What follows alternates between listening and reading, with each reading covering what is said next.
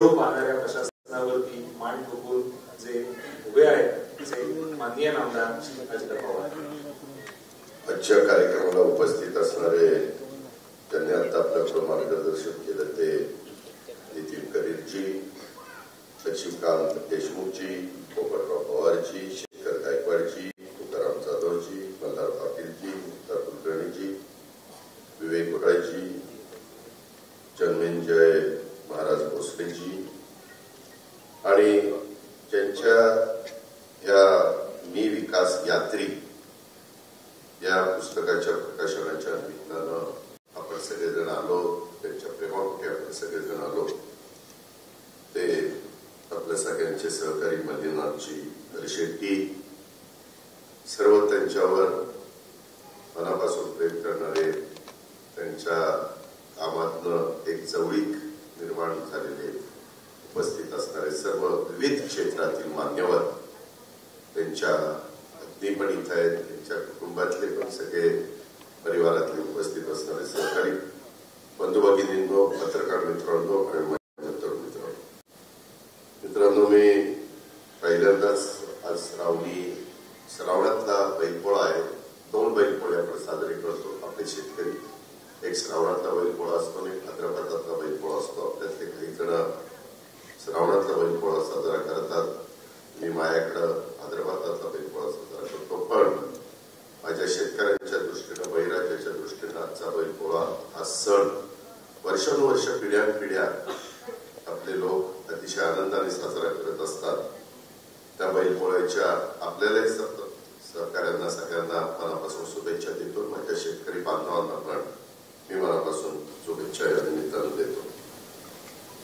खूप वेळेला मला हरशेट्टीने सांगितलेलं होतं की दादा, मी विकास यात्री हे पुस्तक मी लिहिलेलं आहे आणि त्याचं प्रकाशन करण्याची मी वेळ मध्ये एकदा वेळ द्यायचा प्रयत्न, परंतु त्यावेळेस त्यांना पाहिजे ते सगळे सहकारी उपलब्ध नव्हते आणि त्याच्यामुळे ते म्हणले की पुढची तारीख द्या आणि त्याच्यातून आजची तारीख त्या ठिकाणी देण्यात आली. त्यांनी बोलत असताना आपण सगळेजण ऐकत होतो, आपण सगळेजण पाहत होतो.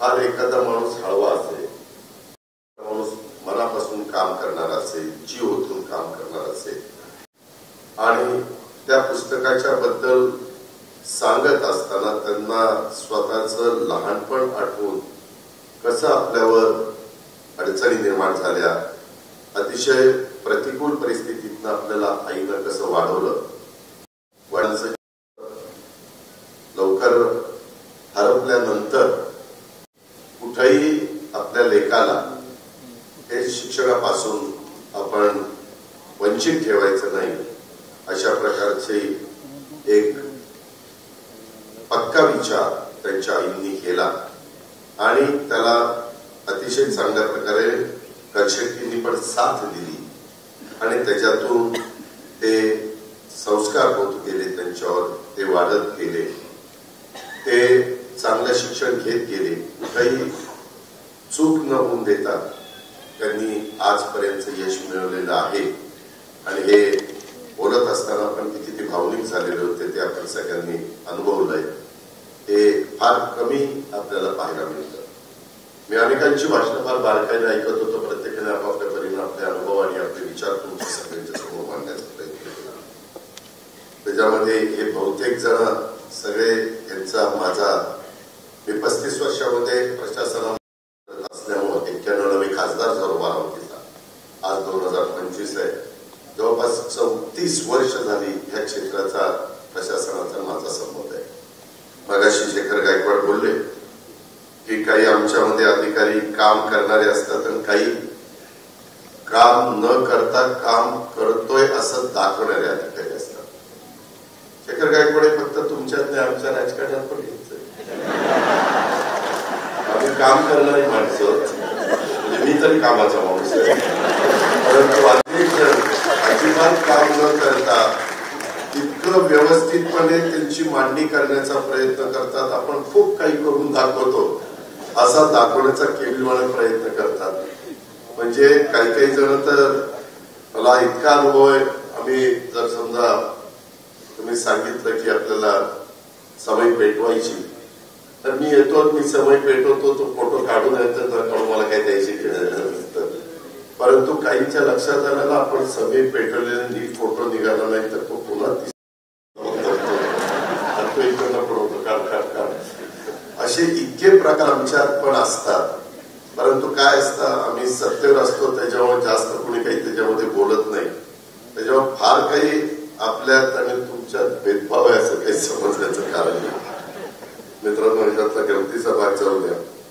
परंतु एक गोष्ट खरी आहे की प्रशासनामध्ये स्वर्गीय यशवंतराव चव्हाण साहेबांनी ज्यावेळेस संयुक्त महाराष्ट्राचा मंगल कलश आणला आणि महाराष्ट्राची निर्मिती केली आणि विदर्भ मराठवाड्यासह संयुक्त महाराष्ट्र ठिकाणी झाला, हा झाल्यानंतर ज्या पद्धतीनं त्यांनी प्रशासनाला एक घडी बसवण्याचं काम केलं, सुसंस्कृत महाराष्ट्र कसा असला पाहिजे. काम करताना निवडणुका येतात जातात, परंतु एकदा निवडणुका झाल्यानंतर त्याच्यामध्ये भेदभाव न करता जो चांगल्या पद्धतीनं विकास करत असेल त्याला कशी साथ दिली पाहिजे, त्याला कशी मदत केली पाहिजे, ही परंपरा चव्हाण साहेबांनी पण पाहिली. त्यांनी पण ती आपल्याला सगळ्यांना शिकवली. त्यांनी ती सगळ्यांच्या पर्यंत पोहोचवण्याचं काम केलं. त्यामुळेच आज सुसंस्कृत चेहरा महाराष्ट्राला चव्हाण साहेबांनी राजकारणामध्ये देण्याचा प्रयत्न केला. नंतर तेच पुढं वसंतराव नाईक साहेबांनी केलं, वसंतदादांनी केलं, आदरणीय पवार साहेबांनी केलं, विलासरावांनी केलं. अनेक मान्यवरांची त्याच्यामध्ये नावं घेता येतील. परंतु हे सगळं करत असताना आजची परिस्थिती थोडीशी वेगळी आहे. पण लोकांचे अपेक्षा वाढलेल्या आहेत. लोकांच्या त्या संदर्भामध्ये आपण काय केलं पाहिजे हे बऱ्याचदा काही मान्यवरांच्या पण लक्षामध्ये येत नाही.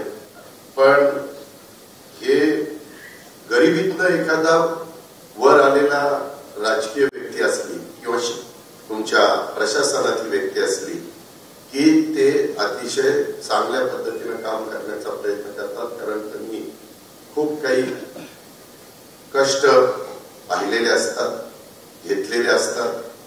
कसं आपण त्या एकंदरीत परिस्थितीतनं पुढं गेलेलो आहोत हे पावलोपावली त्याच्या लक्षात येत असतं आणि त्याच्यामुळं आलेल्या माणसाचं काम व्यवस्थितपणे झालं पाहिजे अशा प्रकारची भावना त्याच्या मनामध्ये असते.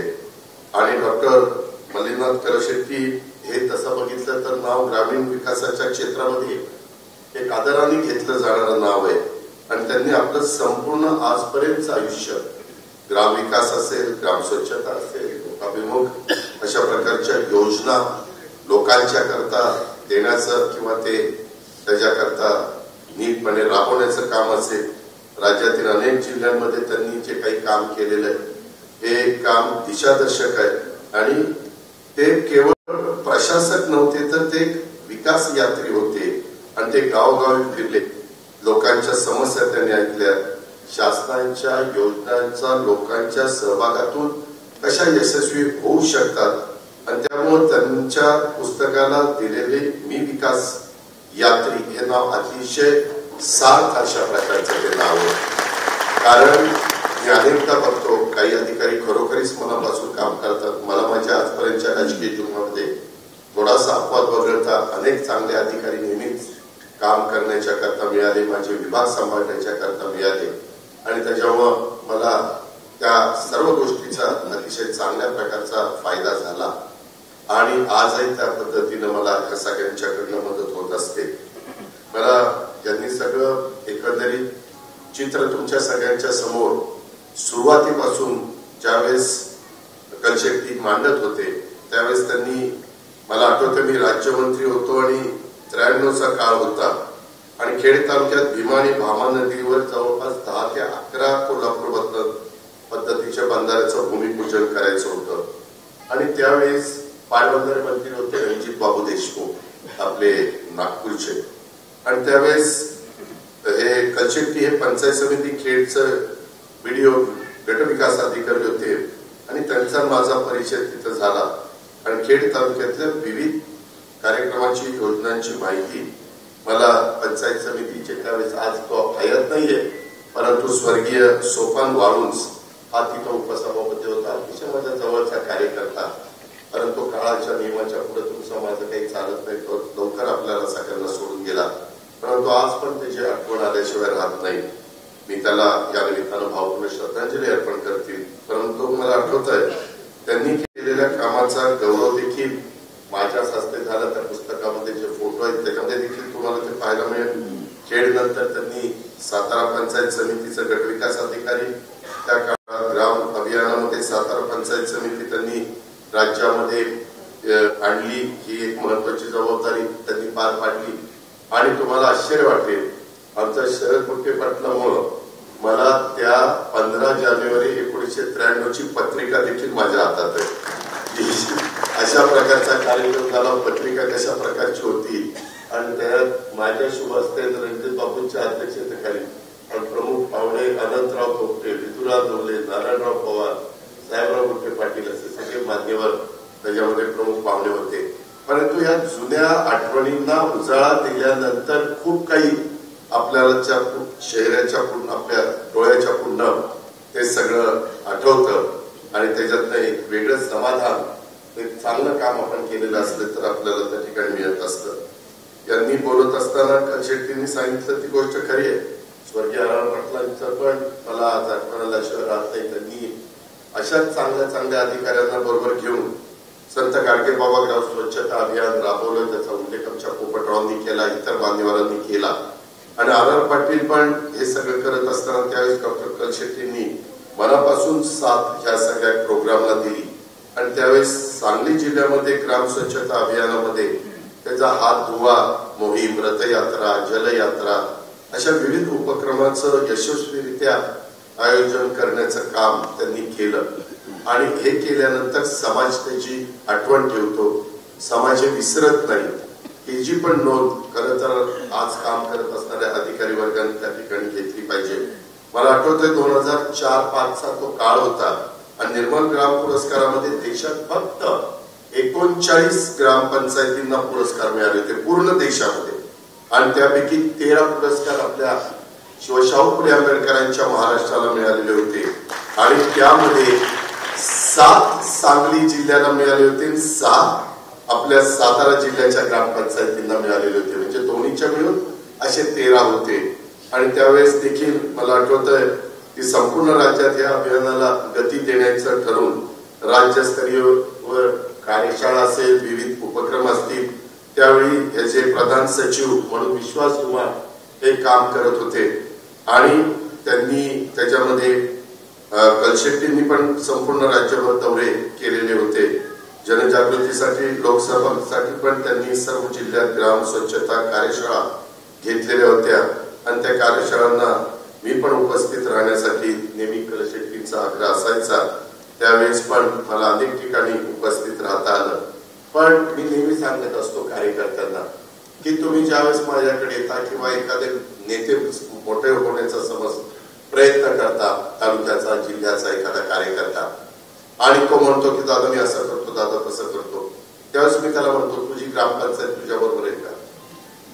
त्याची नक्की ग्रामपंचायत त्याच्या बरोबर असते. ज्याचं गाव स्वतः बरोबर नसतं तो येथून तालुक्याचं जिल्ह्याचं पुढारपण करत असतो. आणि ते मला अजिबात आवडत नाही. मी कार्यकर्त्यांना सांगतोय पहिल्यांदा गाव सांभाळ, आणि महानगरपालिका नगरपालिकावाल्यांना सांगतो पहिल्यांदा वॉर्ड सांभाळ. वॉर्ड मध्ये उभा राहिलं तर तुझं डिपॉझिट होतं, कुठं पुढारी व्हायला निघालं. ही माझी धारणा आहे, ही माझी भावना आहे. का तर कार्यकर्त्यांनी तिथं फील्डवर काम केलं पाहिजे. पोपटराव पवारांनी पण आता त्याच्याबद्दलचे अनेक दाखले आणि उदाहरणं दिली. त्याच्यातच माणूस घडत असतो हे पण आपण विसरता कामा नये. आणि हे सगळं करत असताना ज्यावेळेस पहिलं निरळ आलं, नंतर मला वाटतं लोधावडे आलं, अशी अनेक गावं वेगवेगळ्या प्रकारची आली.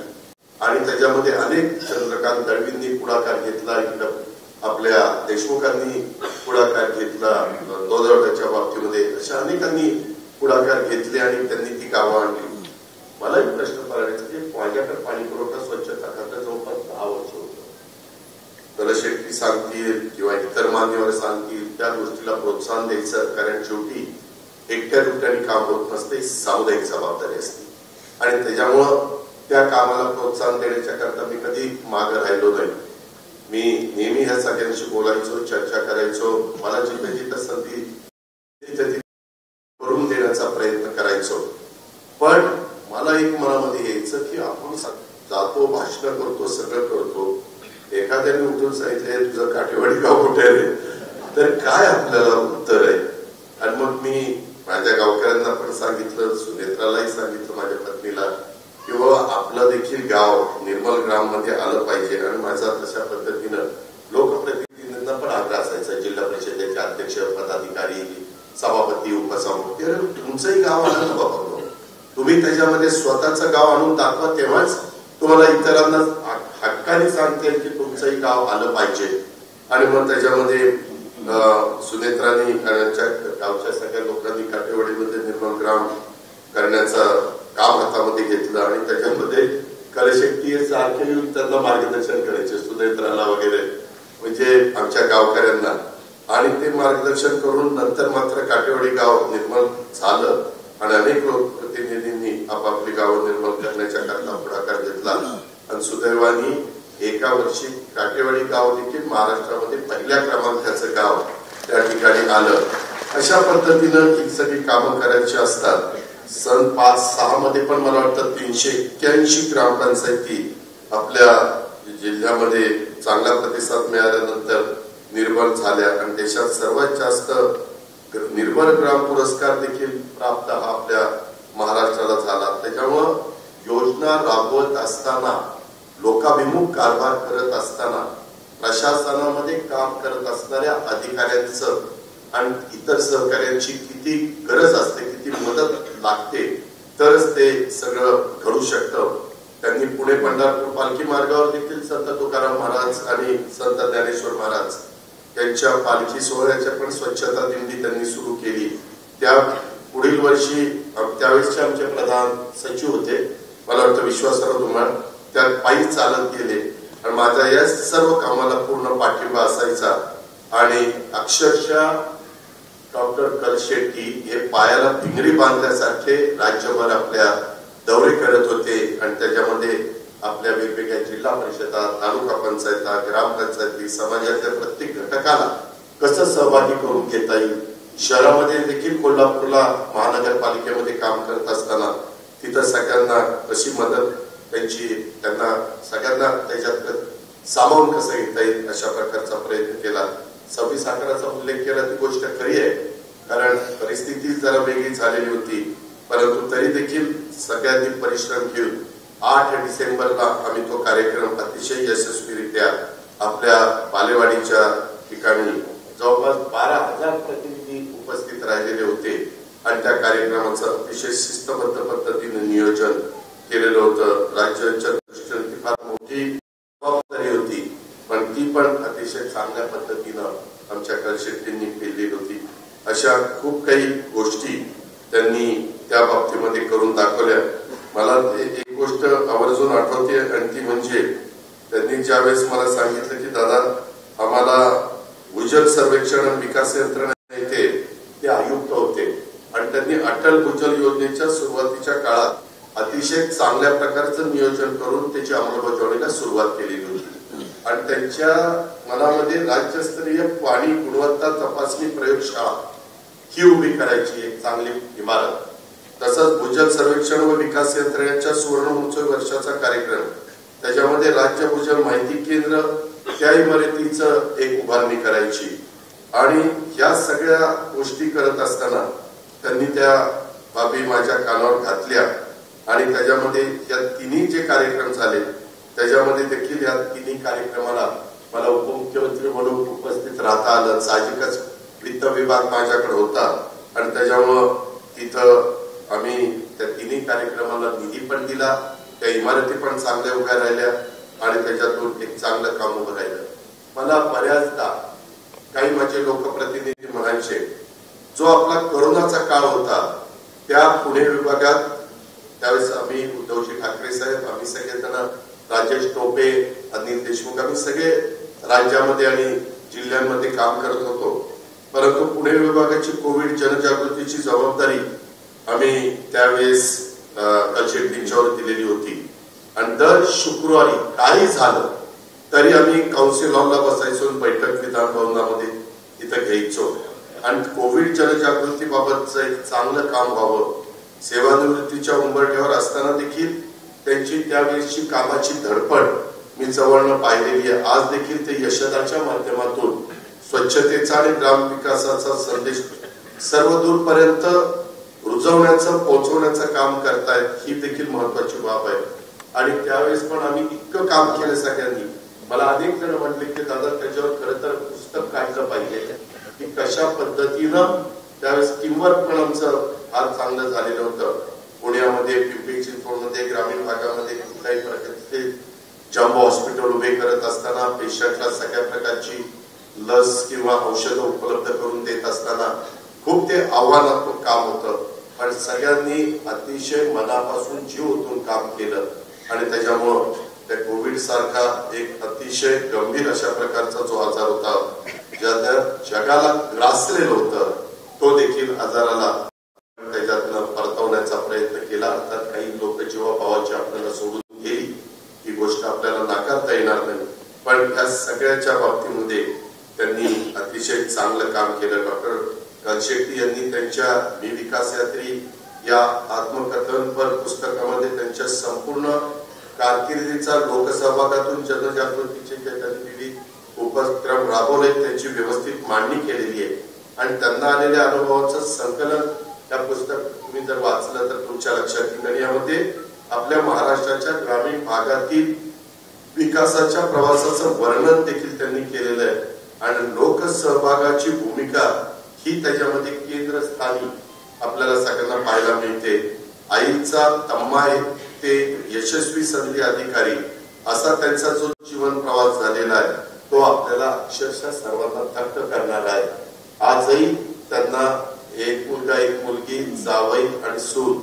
सून आणि मुलगा आपल्याच पुण्यामध्ये चांगल्या प्रकारे चांगल्या कंपनीत नोकरी करतात.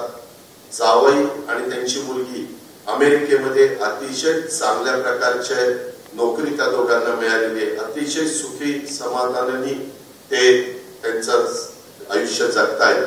परंतु हे जगत असताना देखील यशदाच्या माध्यमातून एक चांगल्या पद्धतीचं काम त्यांचं चाललेलं विकास हा केवळ सरकारी योजनांच्या पुरताच मर्यादित नाही तर तो लोकांचा सक्रिय सहभागानेच साकार होतो असं या पुस्तकातून डॉक्टर कलशेट्टींनी आपल्याला सगळ्यांना सांगितलेलं आहे. आणि त्याच्यामुळे ग्राम स्वच्छता जलसंधारण शिक्षण आरोग्य यासारख्या क्षेत्राची अनुभवांचं जिवंत चित्रण आपण त्याच्यामध्ये पाहू शकता. जर एखादा अधिकारी प्रामाणिक कार्यतत्पर असेल तर तो लोक निश्चितपणे त्यांना पाठिंबा देतात. हे यावरून तुम्हाला सगळ्यांना पाहायला मिळेल. मी या पुस्तकातले काही भाग वाचलेत आणि मला वाटतं की पुस्तक म्हणजे केवळ आत्मकथन नाहीये तर ग्रामीण विकासाच्या विद्यार्थ्यांच्या साठी एक मार्गदर्शक ग्रंथ आहे. आणि हे पुस्तक नव्या पिढीतील अधिकारी कार्यकर्ते इव्हन ज्यांना कुणाला उद्याच्याला लोकप्रतिनिधी व्हायचंय त्यांना निश्चितच मार्गदर्शक करेल याबद्दल माझ्या मनामध्ये मात्र शंका नाही. त्याच्यावर मला खरं तर आज एका महत्वाच्या मीटिंगला ताबडतोब मुंबईला निघायचंय. परंतु जरी थोडासा वेळ लागला तरी चालेल. परंतु सगळ्यांची भाषणं व्यवस्थित व्हावी सगळ्यांना मनमोकळेपणाने बोलता यावं हाच दृष्टिकोन माझ्यासारख्याचा होता. मी आताच नितीन कनिरांना सांगत होतो अजून एक काम मी हातामध्ये घेतलेलं आहे. यश 100 का 110 एकर 120 एकर जमीन मी पशुसंवर्धन विभागाची मागं तातडीला द्यायला सांगितलेली होती. त्याचा वॉल कंपाऊंड आम्ही केलेलं आहे. आमचे सगळे अधिकारी मसुरीला जातात आणि तिथं मसुरीचं ट्रेनिंग जबरदस्त असतं त्याबद्दल दुमत नाही. पण आपले यशदाचा जो एरिया आहे तो आता आपल्या महाराष्ट्राचा जो व्याप वाढलेला तो बघता सर्वांना तिथं ट्रेनिंग देणं त्या सगळ्या सुविधा उपलब्ध होत नाही. त्याच्यामुळं त्या यशदाच्या नवीन जागेमध्ये आमचा सगळ्यांचा प्लॅन चाललेला आहे. आम्ही चांगल्यात चांगलं असं ट्रेनिंग सेंटर उभा करणार आहे की पुढची 50 ते 100 वर्ष लोक लक्षात ठेवतील. साधारण माझा स्वतःचा प्रयत्न आहे 1000 कोटी रुपये खर्च झाले तरी चालतील पण असं उभं करून दाखवेल की सगळ्यांनी त्याच्यामध्ये समाधान व्यक्त केलं पाहिजे अशा पद्धतीने. कारण ही कामं मित्रांनो एकदाच उभी राहत असतात. आज पण आमचं वडाळ्याला आम्ही जीएसटी भवन उभं करतोय. जवळपास साधारण ते 2 ते 2,500 कोटीपर्यंत जाईल. परंतु माझा प्रयत्न की शासनाचे बरेचसे ऑफिसेस आज जे भाड्याच्या जागेमध्ये किरायाच्या जागेमध्ये आहेत ते पण सगळे तिथं आणायचे आणि जवळपास तिथं आम्ही 22 लाख स्क्वेअर फीटचं बांधकाम करतो. परंतु इतकी देखणी बिल्डिंग ती देखील चाललेली आहे. तुम्हाला हेही माहिती आहे आपल्या पुण्यामध्ये देखील आपण बहुतेक सगळी वेगवेगळी भवन हे आपण चांगली केलेली आहे. शेवटी जनता ज्यावेळेस आपल्याला संधी देते त्यावेळेस आपल्याकडनं पण जितकं चांगलं काम करता येईल तितकं चांगलं काम झालं पाहिजे हीच आमच्या सारख्याची अपेक्षा असते. आणि त्याच्यामुळं आज डॉक्टर कलशेट्टी यांचं या उत्तम पुस्तकासाठी मी व्यक्तिशः माझ्या वतीनं तमाम माझ्या सहकाऱ्यांच्या वतीनं महाराष्ट्राचा उपमुख्यमंत्री या नात्याने महाराष्ट्रातल्या तमाम 13 कोटी जनतेच्या वतीनं मी मनापासून त्यांचं अभिनंदन करतो. त्यांना त्यांच्या पुढच्या वाटचालीच्या करता मनपूर्वक शुभेच्छा देतो. आणि खरोखरीच आज मनापासून बोलला जरा आनंदाश्रू आले ते पण आम्हाला पाहायला मिळाले. परंतु हरकत नाही. ते तुमचे सगळे त्या आठवणी त्या जाग्या झाल्या त्या तुमच्या चेहऱ्यावर आल्या आणि त्याच्यामध्ये घडलं. पण एका महत्वाच्या आणि आनंदाच्या कार्यक्रमामध्ये आम्हाला सगळ्यांना सहभागी होता आलं त्याबद्दल मी कलशेट्टीजींचं आणि त्याच्यामध्ये ज्यांनी ज्यांनी सहकार्य केलं मग लक्ष्मीकांतजी देशमुख असतील बाकीचे इतर मान्यवर असतील त्या सगळ्यांनाच धन्यवाद देतो आणि आपली रजा घेतो. जय हिंद जय भारत.